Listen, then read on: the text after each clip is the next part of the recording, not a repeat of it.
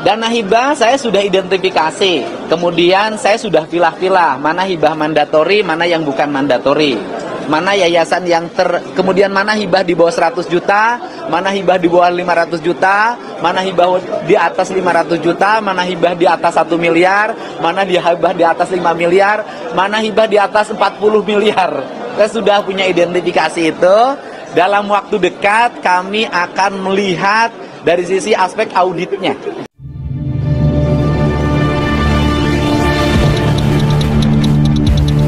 Assalamualaikum warahmatullahi wabarakatuh. Bismillah, alhamdulillah, wassalatu wassalamu ala rasulillah, amma ba'du. Selamat berjumpa kembali di AJ Dakwah TV. Semoga kita semua senantiasa diberikan kesehatan dan keberkahan oleh Allah Subhanahu wa ta'ala. Amin ya Allahu ya Rabbal Alamin.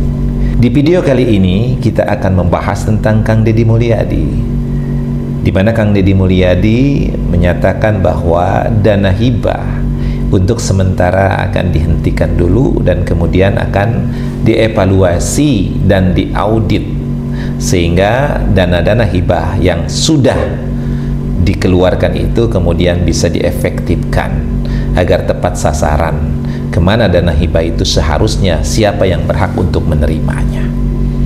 Nah, untuk lebih lengkapnya tentang pernyataan Kang Deddy Mulyadi, kita saksikan pada video berikut ini. Terkait audit dana hibah ini progresnya gimana? Karena kan belakangan juga ya. Dana hibah saya sudah identifikasi, kemudian saya sudah pilah-pilah mana hibah mandatori, mana yang bukan mandatori, mana yayasan yang kemudian mana hibah di bawah 100 juta, mana hibah di bawah 500 juta, mana hibah di atas 500 juta, mana hibah di atas 1 miliar, mana hibah di atas 5 miliar, mana hibah di atas 40 miliar. Saya sudah punya identifikasi itu. Dalam waktu dekat kami akan melihat dari sisi aspek auditnya. Setelah audit nanti kami lihat kecenderungannya seperti apa. Setelah kecenderungannya kami baca pemainnya siapa, arahnya kemana, kami akan membawa ini ke ranah hukum agar menjadi pembelajaran penting, tidak terulang persoalan serupa. Kang, ini audit ini kira-kira bisa menyelamatkan berapa besaran APBD Jabar? Kalau menyelamatkan tidak akan, kan duitnya udah dikeluarin.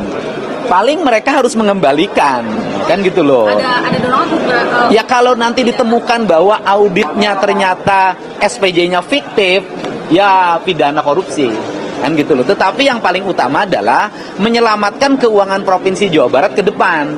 Termasuk kan kami kemarin sudah melakukan realokasi anggaran. Realokasi anggaran itu sesungguhnya adalah penyelamatan keuangan negara.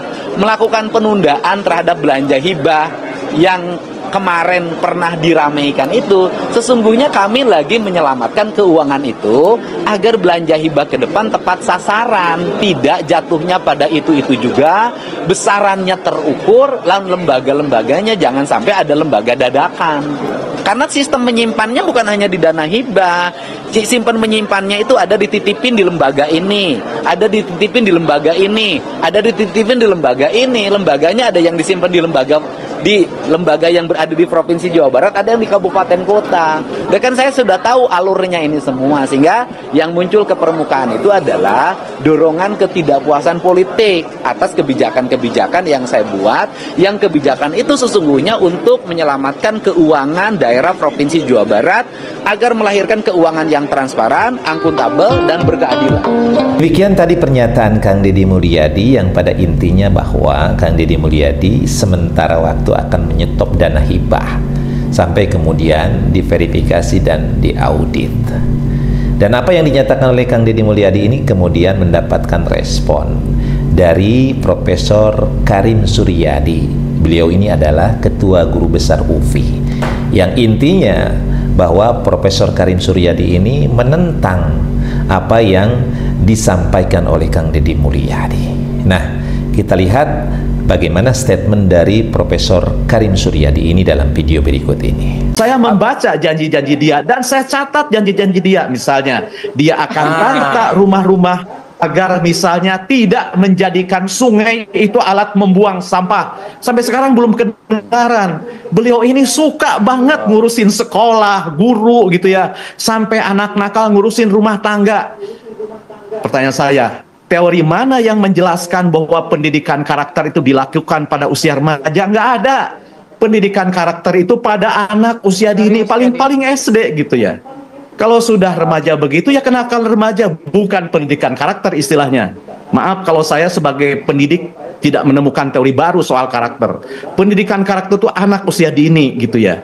Nah itu saya katakan tadi, kewenangan dipegang, kewenangan wajib, tapi tidak mungkin keahlian itu serta-merta mencelok di kepala, nggak mungkin. Jadi tolonglah libatkanlah yang ahlinya. Tidak hanya karena gubernur jadi ahli otomotif, jadi ahli industri kreatif, jadi ahli sekolah rakyat, jadi ahli gitu ya. Jadi saya katakan, tahu urusan wajib harus mengerti urusan wajib. Wajib tahu, wajib mengerti, tapi dia menjadi ahli sesuatu belum tentu gitu ya. Jadi tolonglah gagasan-gagasan yang masih menjadi wacana, masih mentah, tidak perlu dideliver ke publik secara langsung, sebab itu kan jadi kontraproduktif.